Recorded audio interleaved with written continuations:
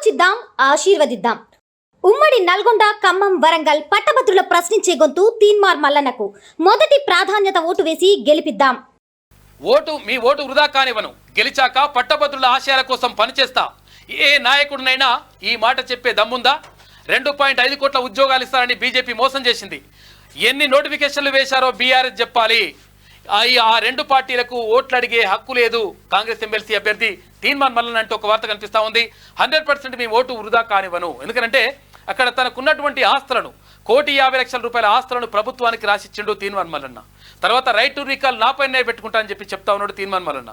కాబట్టి మొత్తం కూడా అంటే అన్ని వర్గాల నుంచి, రకరకాలుగా అన్ని వర్గాల నుంచి విశేషమైనటువంటి ఆదరణ లభిస్తూ ఉంది. మేమున్నాం మల్లన్నకు తోడుగా అని చెప్పేసి అందరూ వస్తూ ఉన్నారు. ఆలోచిద్దాం, ఆశీర్వదిద్దాం. ఉమ్మడి నల్గొండ, ఖమ్మం, వరంగల్ పట్టభద్రుల ప్రశ్నించే గొంతు తీన్మార్ మల్లన్నకు మొదటి ప్రాధాన్యత ఓటు వేసి గెలిపిద్దాం.